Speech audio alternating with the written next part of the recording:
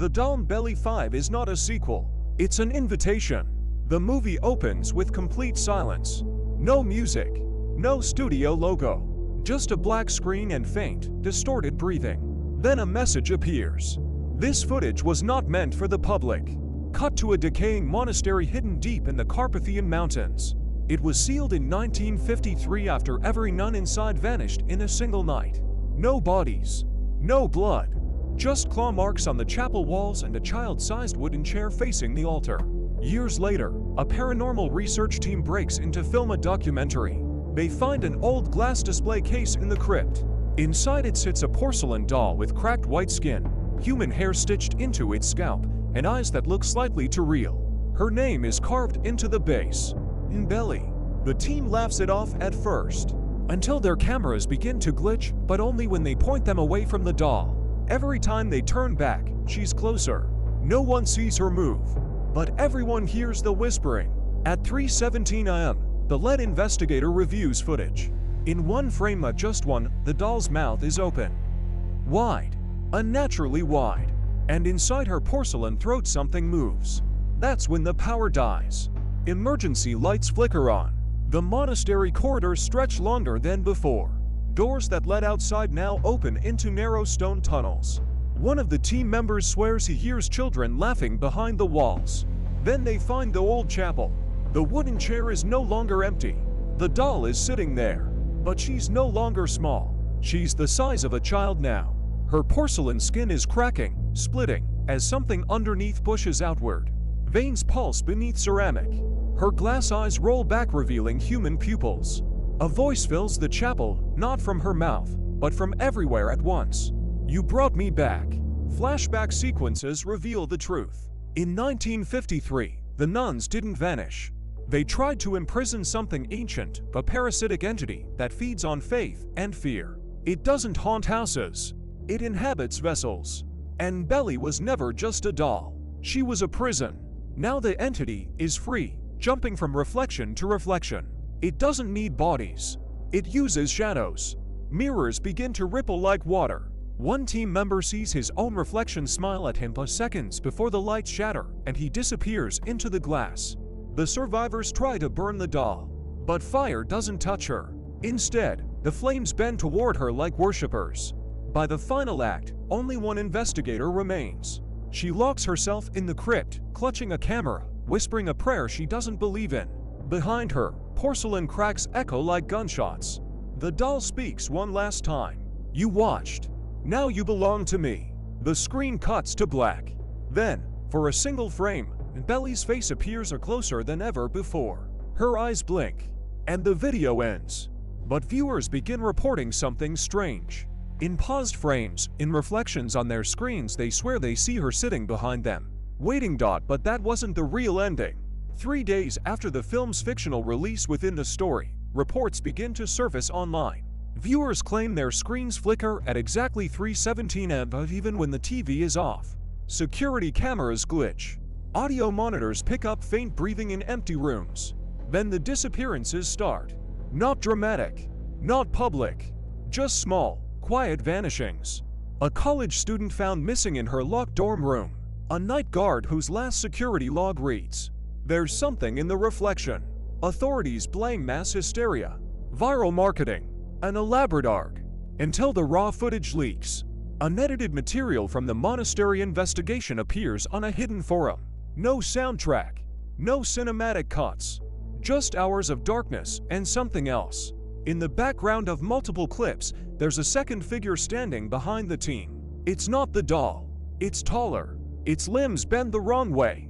Its face is blurred, as if the camera refuses to focus on it. And its shadow moves even when it doesn't. The forum users notice something worse. The entity only appears in videos downloaded by people who have already watched the Doll Belly 5. It doesn't show up for anyone else. The film wasn't telling a story. It was marking viewers. As the plot unfolds, the final survivor from the monastery reappears months later in a psychiatric hospital. She hasn't spoken a word since the incident. She refuses to look at any reflective surface. Mirrors in her room are covered. Water is served in paper cups. One night, a nurse forgets to cover the metal tray. The security footage shows the patient slowly lifting her head, smiling, but not at the nurse. At her own reflection. The lights cut out for 12 seconds. When they come back on, the room is empty, except for a porcelain doll sitting on the hospital bed. This time, it's smaller again. Perfect. Uncracked. Its name carved freshly into the base. In belly. The final scene of the movie shifts to a suburban home. A family unboxes a package with no return address. Inside is the same doll. The parents assume it's a gift. The child hugs it tightly. That night, the child begins speaking in a voice far too deep for her age. Cameras in the house capture shadows detaching. Security cameras in the house capture shadows detaching from the walls. They don't follow the family. They follow the doll. Hook. What if the doll doesn't move at all? What if reality moves around her? The child begins drawing pictures the next morning. Crayon sketches of the monastery, of the wooden chair, of faceless nuns kneeling before something tall and fractured. The parents have never told her that story, because it was never public. Hook. How does a child remember a place that never officially existed? At exactly 3:17 a.m., every electronic device in the house powers on. Phones, tablets, the television, even the old baby monitor stored in the attic. All screens display the same image. A live feed of the child's bedroom, but filmed from inside the closet. The parents rush upstairs. The bedroom door is locked from the inside. The child is standing on her bed, staring into the dark corner, whispering. She says you shouldn't have opened the box. The closet door slowly opens on its own. Inside, there is no shelf, no clothes, no back wall, only darkness stretching impossibly deep like a corridor carved out of shadow. From within it, porcelain fingers grip the frame. Hook. What if the doll was never delivered? What if it was summoned? The movie shifts into fragmented timelines. We see the monastery again, but older. Medieval. A ritual circle. A sculptor carving a figure from bone white material that isn't porcelain. It's human ash mixed with lacquer. The entity was never captured. It was invited. For centuries, it has needed only one thing to grow stronger. Witnesses. Every person who looks at it becomes a doorway. Every screen becomes a mirror. Hook. Have you ever felt watched while staring at your phone? The film begins breaking its own structure. The aspect ratio shifts. The sound design distorts. At one point, the movie appears to freeze out buffering. A spinning loading icon fills the screen. Then text appears. Do not look behind you. There is silence for 8 full seconds. No music. No cuts. Just breathing. In the story's final act, the suburban house is no longer stable. Rooms repeat themselves. Hallways loop back to the same door. The parents try to leave, but every window now shows the monastery courtyard outside. Snow falling. Even though it's summer, the child sits calmly at the kitchen table, the doll in front of her. But now there are 2 dolls. Identical. Then 3. Then dozens lining the walls. Each one slightly different. Each one with eyes that blink out of sync. Hook. What if you're not watching a sequel? What if you're watching the spread? The father smashes one of the dolls. Inside it is not stuffing, not wires, but a human tongue, still warm. The lights explode. Glass rains from the ceiling. And in the reflection of every shard, the same towering figure stands behind the family. Closer each time the camera cuts. The mother grabs the child and runs toward the front door. She opens it. The monastery chapel is on the other side. The wooden chair waits. And sitting on it is the audience. Rows and rows of faceless figures staring forward, watching. The towering entity finally reveals its shape, and not fully, never fully, but enough to understand.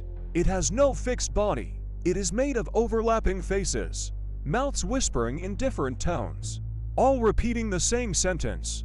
You finished the story. The screen tears apart visually, like burned film melting.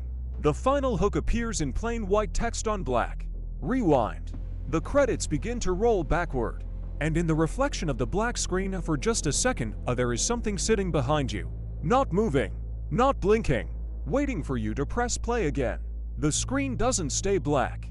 It flickers. Just once. And for a fraction of a second, there's a new angle. Not cinematic.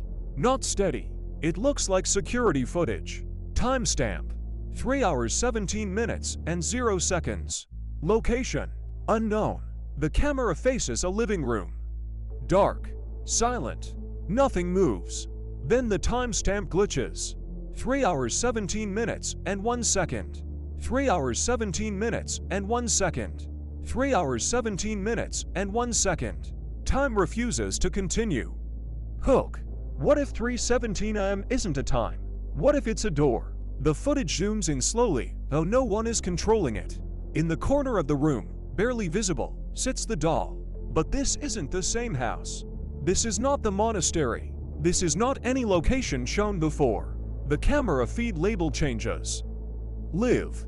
The movie abruptly cuts to what appears to be a theater audience watching the film itself. People shift in their seats. Someone laughs nervously. On the big screen in front of them is the exact same audience shot. A perfect loop. One viewer stands up to leave. As he walks down the aisle, every head in the theater slowly turns toward him in perfect synchronization.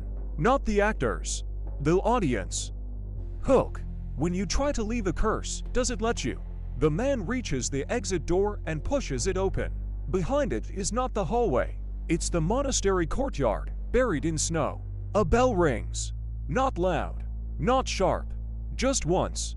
Back in the suburban house timeline, the mother barricades the bedroom door. The child is gone. The dolls remain, every single one now facing the same direction, toward the mirror. The mirror begins to ripple, not crack, not fog, ripple, like liquid glass disturbed by something moving beneath its surface. A hand presses outward from inside the reflection. A hand presses outward from inside the reflection. Too long, too thin. The fingers bend backward at impossible angles as they push through the glass without breaking it. The surface stretches like skin. Hook. What if mirrors don't reflect you? What if they rehearse you? The mother stumbles back. The mirror doesn't shatter, that opens. From within it steps a version of her. Same face, same clothes. But the smile is wrong. Too wide, too patient. The real mother whispers, "You're not me." The reflection tilts its head. "I'm the part that looked." The lights cut. When they return, only one mother remains. And she's smiling at the dolls. Cut. The film fractures again. We see dozens of homes. Different countries. Different time zones. All at 3:17 am. In every house, a screen flickers on. In every screen, the monastery hallway appears. And at the far end of that hallway, something crawls along the ceiling. Hook. How many people are watching right now? The perspective shifts into first person. Heavy breathing. Unsteady footsteps. We are walking through the monastery corridor. No music. Just distant whispering layered in reverse audio. The walls are covered in old religious carvings, scratched over with a single repeated phrase. She was never alone. The wooden chair waits at the chapel altar again. But now there are hundreds of them. Each chair occupied by a porcelain doll. Each doll with a different face. Young. Old. Male. Female. Every ethnicity. Every expression frozen in terror. Hook. What if the dolls aren't vessels? What if they're trophies? A bell tolls again. This time 3 times. The towering entity begins to form above the altar, and not descending, but assembling from fragments of shadow peeling off the walls. Its body flickers between shapes. A nun. A child. A faceless mass. A reflection of whoever is watching. It doesn't roar. It doesn't attack. It speaks softly. You invited me when you became curious. The camera tries to look away. It cannot. The screen glitches violently. For a split second, the film cuts to what looks like the viewer's own room, as if recorded from behind their shoulder. Then back to the monastery. Hook. If something learns your face, does it need your name? The final sequence stretches unbearably slow. The corridor grows longer. The breathing grows louder. The entity no longer stands at a distance.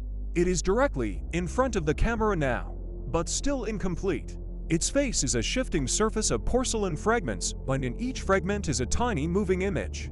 Clips from earlier in the film. Clips from the monastery. Clips from the suburban house. And new clips. Unseen before. Bedrooms.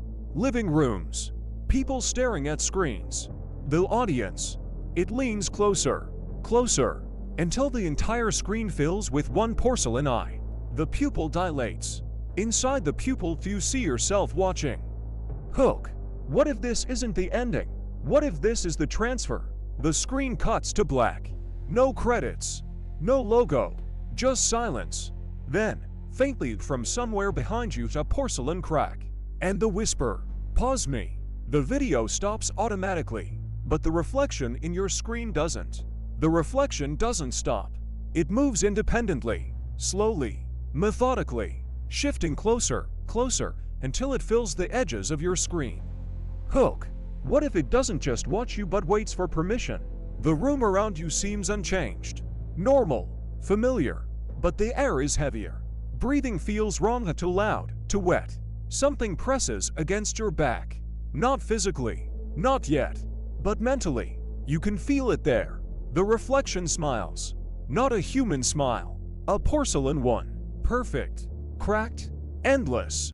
Then it blinks, and for a split second, you see your own face staring back, not from your screen, but behind you. Hook. Do you dare turn around? The sound begins. Faint scratching.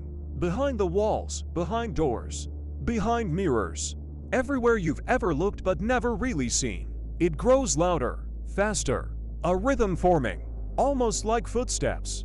But wrong number of steps, wrong weight, impossible angles. Suddenly, your screen flickers. Images flash. The monastery chapel, frozen in a moment of collapse. The wooden chair, now floating in a void of darkness. Hundreds of dolls lined up, their eyes following, always following. And you? Watching yourself from above. Hook. The voice returns. Soft, everywhere at once. You pressed play. Now you belong to me. Your screen goes black. Then white. Then black again. And in the darkness, faintly glowing letters appear. Look away, and it ends. Look back, and it continues. You hear a whisper from the reflection. Why are you hesitating? The room begins to shift. Walls stretch. Ceilings bend. Furniture floats slightly, just enough to make you question your balance. Shadows grow thicker than darkness. Hook. The dolls appear behind every reflective surface. Mirrors, windows, phone screens, the black screen of your TV when it's off. They stand silently, watching, waiting. The breathing grows louder. It's no longer coming from one direction. It surrounds you, in your ears, in your chest, in your thoughts. And then, just as you think you can't bear it, the reflection leans forward, speaking clearly now. You cannot leave. Not now. Not ever. You are part of the story. Hook. The screen glitches violently. The reflection fractures into hundreds of pieces. In each piece, a different version of yourself screams. 1,000 tiny eyes blink at you simultaneously. You feel it.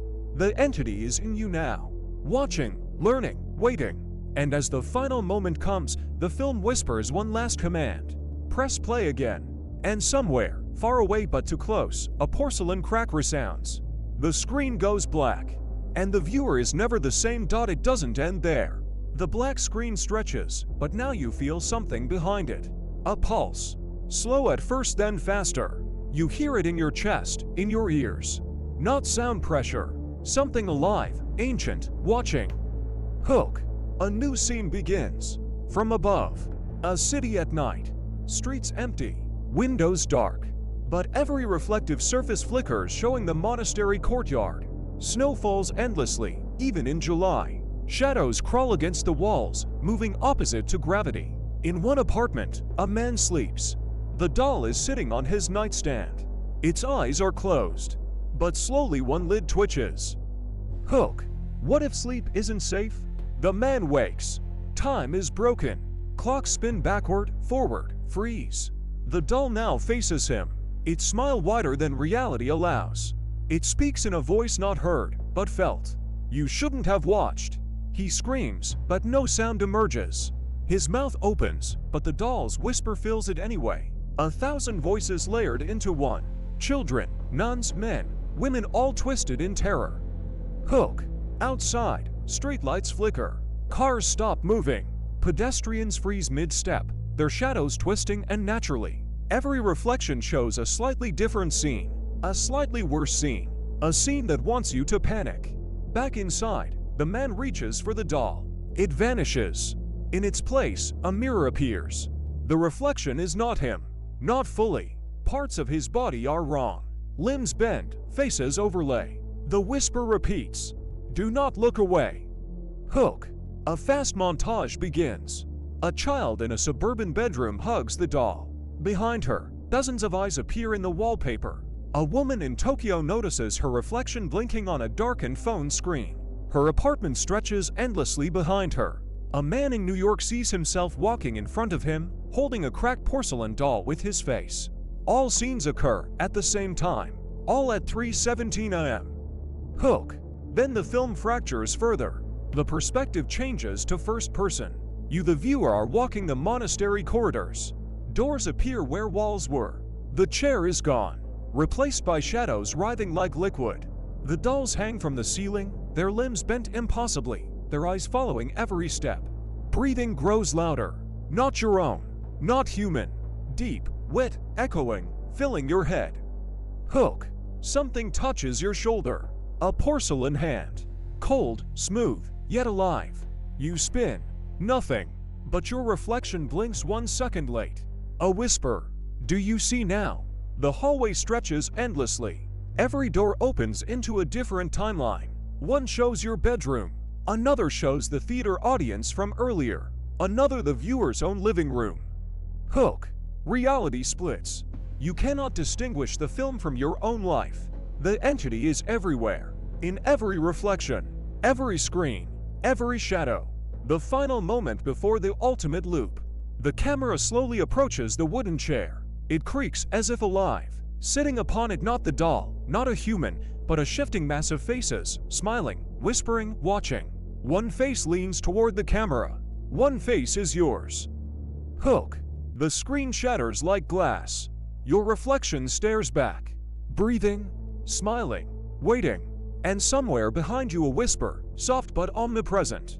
Press play. You belong here now. The film ends and begins again.